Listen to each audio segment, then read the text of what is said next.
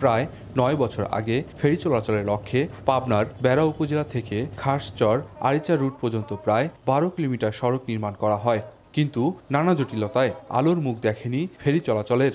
দেরিতে হলেও নতুন করে সেই উদ্যোগ নিয়েছে সরকার।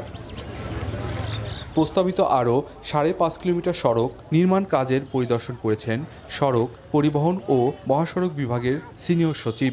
প্রকল্প বাস্তবায়ন হলে ১৬ কিলোমিটার নদীপথ কমে দাঁড়াবে মাত্র ৪ কিলোমিটারে। পাবনা থেকে সিরাজগঞ্জ যমুনা সেতু হয়ে ২৫০ কিলোমিটার নদীপথ কমে দাঁড়াবে ১৪৭ কিলোমিটারে। এতে নদীপথের সময় সাশ্রয় হবে ১ ঘন্টা। এদিকে খাসচর হতে লিং রোড হয়ে পাবনা থেকে ঢাকায় চলাচলের সময় লাগবে ৩ ঘন্টা। ফলে ঢাকার সাথে উত্তর অঞ্চলের যোগাযোগ আরও সহজ হবে, পরিবর্তন ঘটবে জীবনমানের, উন্নতি হবে অর্থনীতিরও। আর কৃষকরাও উৎপাদিত পণ্য সরাসরি রাজধানী নিয়ে বিক্রয় করে লাভবান হবে বলে মনে করছেন স্থানীয়রা।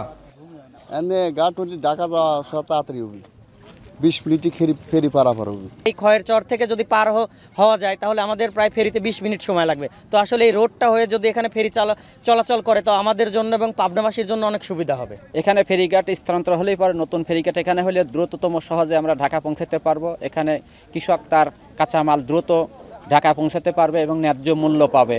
প্রস্তাবিত এই সড়ক পরিদর্শন করে সড়ক পরিবহন ও মহাসড়ক বিভাগের সিনিয়র সচিব বলেন, সড়কের উপর চাপ কমাতেই নানাবিধ উদ্যোগ নিয়েছে সরকার। দ্রুত এই প্রকল্পটি বাস্তবায়নের কাজ করা হচ্ছে।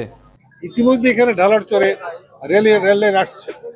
আমরা চাচ্ছি যে আপনারা কাজিরহাট না নেমে যদি আমরা রাস্তা করে দেই তাহলে নারাদহ পর্যন্ত আনলে আপনি এখানে যদি আমি খাসের চর পর্যন্ত নিয়ে যেতে পারি, আপনাদের মাত্র ৪ কিলোমিটার রাস্তা নৌপথে পাড়ি দিলেই আপনারা সহজে পাবনা বা ঢাকায় চলে যাবেন।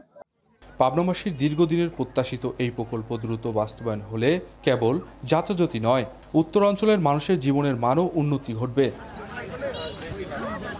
মাসুদ রানা, এখন, পাবনা।